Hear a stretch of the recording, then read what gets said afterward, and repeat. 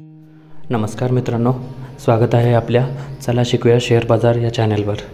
आज आपण शेअर बाजारातील एक महत्त्वाचा आणि लोकप्रिय विषय समजून घेणार आहोत, तो म्हणजे इंट्राडे ट्रेडिंग म्हणजे काय। शेअर बाजारात बरेच लोक जलद फायदा मिळवण्यासाठी इंट्राडे ट्रेडिंग करतात, पण खरंच हे सोपं आहे का? यामध्ये धोके किती आहेत हे आपण या व्हिडिओमध्ये सविस्तरपणे पाहणार आहोत, म्हणून व्हिडिओ शेवटपर्यंत नक्की बघा। इंट्राडे ट्रेडिंग म्हणजे अशी ट्रेडिंग जिथे तुम्ही एखादा शेअर त्या दिवशीच खरेदी आणि विक्री करता। उदाहरणार्थ, तुम्ही सकाळी एखादा शेअर घेतला तर तो तुम्हाला मार्केट बंद होण्याआधी विकावाच लागतो। याला डे ट्रेडिंगसुद्धा म्हणतात। यामध्ये उद्देश म्हणजे लहान लहान किंमत बदलातून नफा कमवणे। इंट्राडे ट्रेडिंग आणि इन्व्हेस्टमेंटमधला फरक। इंट्राडे म्हणजे एकाच दिवशी व्यवहार पूर्ण करावा लागतो। यामध्ये प्रामुख्याने टेक्निकल ॲनालिसिस आणि मार्केट ट्रेंड्स वापरले जातात। इन्व्हेस्टमेंट म्हणजे दीर्घकाळासाठी शेअर्स धरून ठेवले जातात, जसे की 1 वर्ष, 5 वर्ष किंवा त्यापेक्षा जास्त। इन्व्हेस्टमेंटमध्ये कंपन्यांचे फंडामेंटल्स पाहिले जातात। इंट्राडे ट्रेडिंग करण्यासाठी तुम्हाला ट्रेडिंग अकाउंट आणि डीमॅट अकाउंट लागतो। ट्रेडिंग प्लॅटफॉर्मवर तुम्ही शेअर्स निवडून बाय किंवा सेल करू शकता, पण लक्षात ठेवा, तुम्ही मार्जिन वापरू शकता।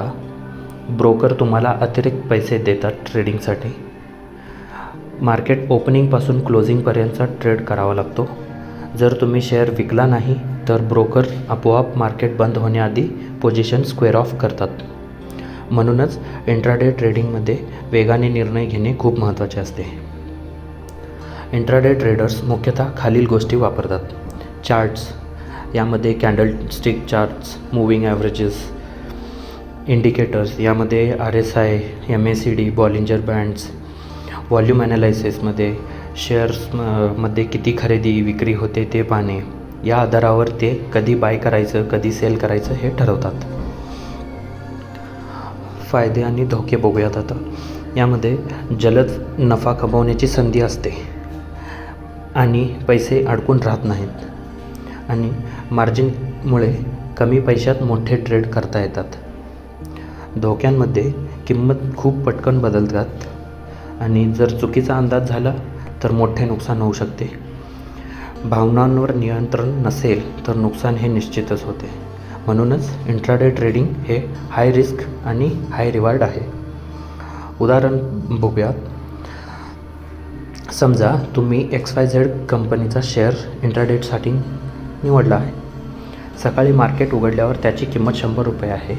तुम्ही 100 शेअर्स बाय केले तर इन्व्हेस्टमेंट झाली 100 रुपयेचे 100 शेअर्स म्हणजे 10,000 रुपये।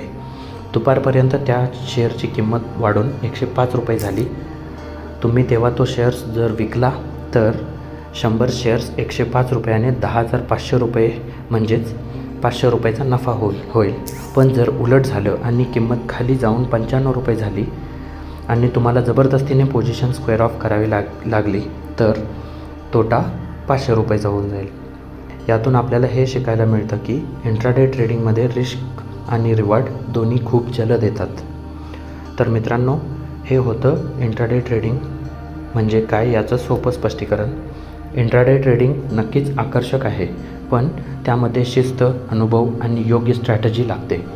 जर तुम्ही नवशिके असाल तर सुरुवातीला प्रॅक्टिस करा, कमी पैशात सुरुवात करा आणि रिस्क मॅनेजमेंटला प्राधान्य द्या।